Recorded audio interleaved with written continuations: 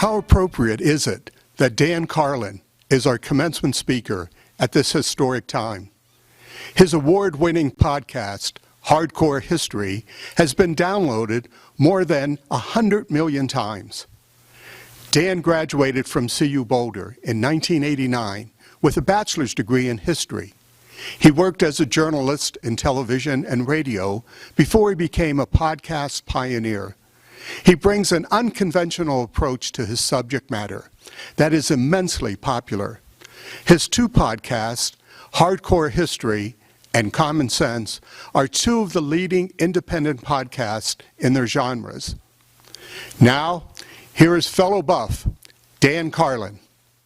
Hi, everyone. While I, like all of you I'd imagine, feel somewhat cheated out of a chance to congregate together on Folsom Field under a beautiful Colorado sky in the one-of-a-kind city of Boulder, it seems somewhat apropos that a guy who delivers talks via the internet should be the inaugural speaker at the first annual virtual CU Commencement. I want to thank the students who thought of including me, Chancellor DeStefano, the faculty, and anyone else who had a hand in this. It is an unbelievable honor for me to be able to do this. Thanks to all of you. As some of you know, I am a podcaster and have been since 2005.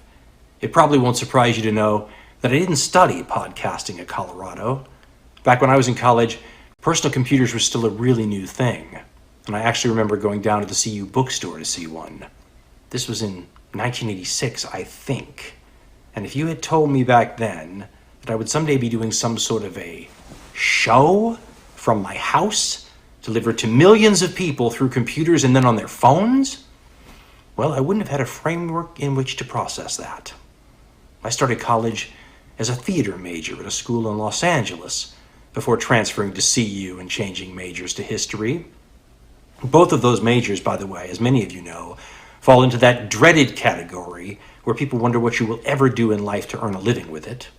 When I was at CU, the history department had this wonderful little pamphlet, I think it was green if I recall, called something like, "What to Tell Your Parents About Choosing History as a Major." It was designed to give students some counterpoints when their parents said something like, "What are you going to do with a history major? Be a high school history teacher?" Which, first of all, is a great thing to be, and I might not be here today, except for some of those people. And yet, I can't help but notice that I use both my theater education, which I had thought for a long time was wasted class credit and hours, and my history education every day in my current work. Every single day. You couldn't have foreseen or sketched out plans for this in 1989. Yet here we are.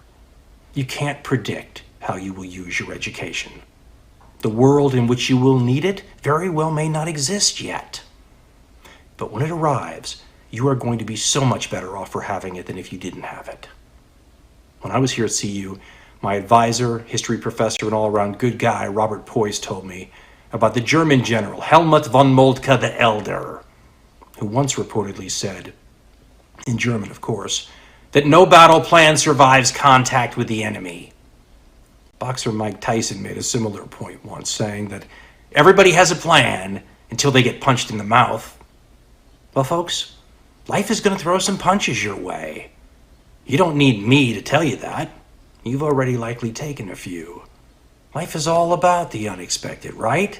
You can have a plan for your future all laid out, take the requisite steps towards your goal, do everything right, be on your way there, and then have some unexpected event, like billiard balls caroming off one another on a pool table, that sends you careening towards a completely different goal, on a totally different life path. My dad once told me, if you could look back on your life, from the end of your life, and try to connect the dots that led you from where you began to where you finally ended up, you couldn't do it. There are way too many strange detours and sharp, unexpected twists and turns that everybody encounters along their way. The way this current pandemic has completely changed everything we were doing before it happened is a wonderful life lesson in how quickly reality can turn on a dime. This will be one of those dots in your life trajectory someday that would have been tough to plan for. But the fact that you can't count on a fixed plan, to be flexible enough to deal with all the unexpected things life will throw at you, doesn't mean you shouldn't be prepared. I'm reminded of a line spoken by General and later President Dwight D. Eisenhower. In preparing for battle, I've always found that plans are useless, but planning is indispensable. What you've been doing here with your time at CU is planning. Planning and preparing for a future that you can't anticipate. Mike Tyson may be right, that your specific plans may go out the window after that first punch, but if you've trained well, learned your craft, become more aware, more seasoned, and more knowledgeable, you will have options you otherwise wouldn't have. You will have a better chance to roll with life's punches, and maybe even land a few of your own. Because if you want to get to where you want to go, I'm here to tell you, you can't just play defense here. You're going to have to take some chances in this life. In the Broadway musical Hamilton, the lead character sings, or raps, that he's not throwing away his shot. Too many people in life don't take theirs. Often it's because the important opportunities in your life aren't apparent until you've seized them. You can only tell how pivotal they were after the fact. I've often looked back on my life, at things I did that ended up altering the entire trajectory of my existence, and marveled at how close I came to not doing them. At the time, it wasn't clear that it was such a big deal. You just don't know until you try. I got my first job as a television reporter after sending an audition tape to a news director who told me explicitly not to send him one. The man said they had no turnover at their station and that there was no job to give me. The quality of the tape itself didn't matter at all. My stepfather, however, told me to send him one anyway. I was loath to do this because those tapes were expensive and I didn't have many of them. But I sent out the tape anyway. And the news director called me a week later. Said he'd had an unexpected rash of people quitting and how soon could I start? What if I hadn't sent that tape? I nearly didn't. My bemoaning the cost and effort involved almost cost me a heck of a lot more than a $20 videotape and some time. While I was a reporter, I did a news story one day at a radio station, and I was struck with a random thought that maybe I should just drop the program director that I just met a little note thanking him. Didn't seem like a big deal either way. I could take it or leave it. I vacillated about it. I almost didn't do it. But at the last minute, I just said, what the hell, and dropped the note in the mail. He called that week and said, have you ever thought about going into talk radio? Again, my life changed course completely, in a positive way, by something I couldn't have foreseen or planned for in advance, and that I nearly didn't do.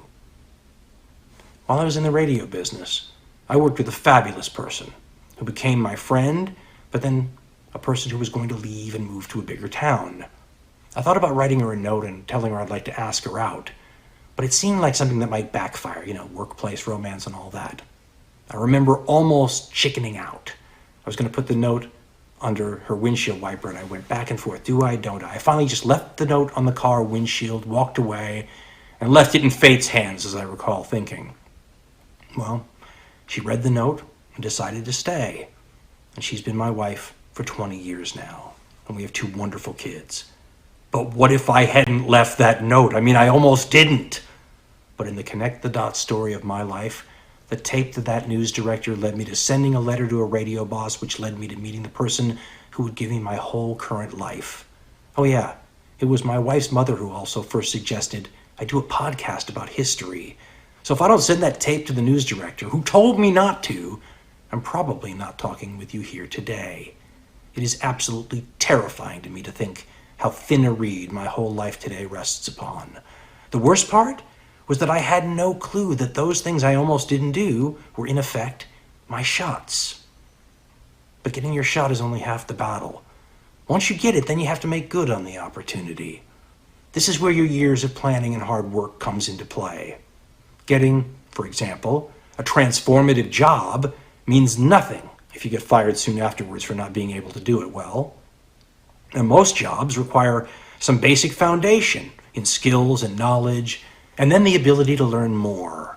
CU gave me both the skills to put myself in a position to be offered these gigs, and the knowledge not the specific knowledge of how to do those jobs. After all, I didn't study journalism, broadcasting, or podcasting in school, but the lifelong ability to know how to keep learning. This is one of the most important skills you've gained through your planning. You are prepared to learn more. This skill will be your salvation. We live in an era where the ability to be a lifelong self-educator is absolutely indispensable. So regardless of whatever specific degree you've earned or what subject you majored in, what we're really celebrating here today is the culmination of this stage of your life's work in making you better able to deal with whatever comes your way, positive and negative. You're going to be blindsided by events, both joyous and not, your entire life. What you've done by completing this chapter in your personal story is hedge against the future. You don't know what's coming. Who can? But because of the work you've put in, you become a more formidable individual. A more formidable version of you will be better able to roll with whatever punches await, while also putting you in a better position to take advantage of the opportunities that come your way in life. Think about who you were when you started here at CU, and think about yourself now that you've finished. You've done the equivalent of leveling up in this role-playing game or computer simulation called life. This impacts everything for the rest of your days in ways that will be both obvious and not. A more formidable you will be a better employee, boss, parent, and maybe even person. You may not be able to count on your specific plans for the future. They may get derailed, or you may fall in love with another path. But because of your efforts and hard work, you're going to be more prepared for all of it. And remember to take your shots along the way, because you never know which ones are going to pay off until you're in a position later on to connect the dots of your own past. With one exception. I can guarantee you that the shot you took when you applied to this institution is one you will never regret. I don't have to wait till the end of your life to tell you that. I speak from experience. Congratulations, Buffaloes, on radically improving your chances in life. Go make the world a better place. I am so proud of you all. Go Buffs.